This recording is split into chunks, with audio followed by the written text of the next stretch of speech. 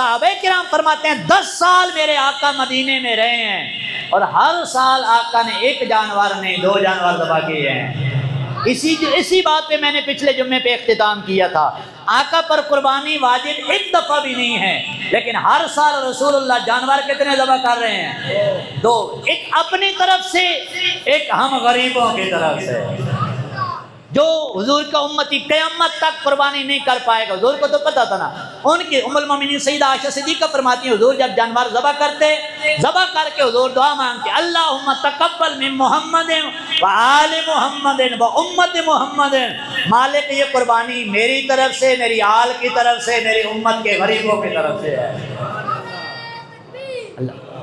اب جو مسئلہ جو سنیں، بعض لوگ نا غریب، آج بھی ایک ساتھی کہہ رہا تھا جی ساتھ جی غریبن ہی کیڑی زندگی، ساری زندگی قربانی دی تو کیا ہمارے پاس وسعت نہیں بن سکی، یہ سارے تو امیر لے جائیں گے ثواب۔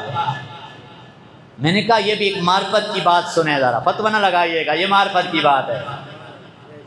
مجھے بتاؤ، حضور نے فرمایا قربانیاں قیامت کے دن تمہارے لیے پل صراط کی سواریاں بنیں گی۔ اب محلہ دارالاسلام کا بندہ صاحب نصاب ہے، اس کی قربانی جو اس نے کی ہے وہ قیامت کے دن پل صراط کی سواری بنے گی، تو جس کی قربانی آمنہ کے لال نے کی ہوگی ان غریبوں کے لیے کیا کیفیت ہوگی؟ سبحان اللہ، ان غریبوں کا حال کیا ہوگا جن کی قربانیاں رسول اللہ جن کی غریبوں کو دے گئے ہیں۔ یہی وجہ ہے اعلیٰ حضرت فرماتے ہیں کیا ہی ذوق افزا شفاعت ہے تمہاری، واہ قیامت کا دن ہوگا جن کی شفاعت حضور فرمائیں گے۔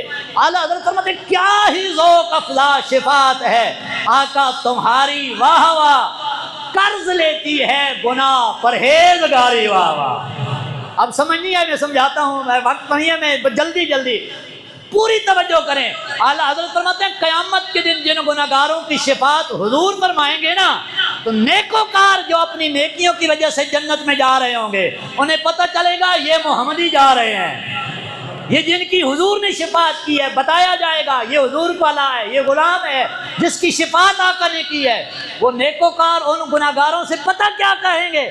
قرض لیتی ہے گناہ پرہیزگاری، واہ واہ۔ وہ نیکوکار گناہگاروں سے کہیں گے یار ایک گناہ سانوں میں دیو تے اسی بھی او دی لین چ لگی ہے جڑی لین رسول اللہ دے غلاماں والی ہے۔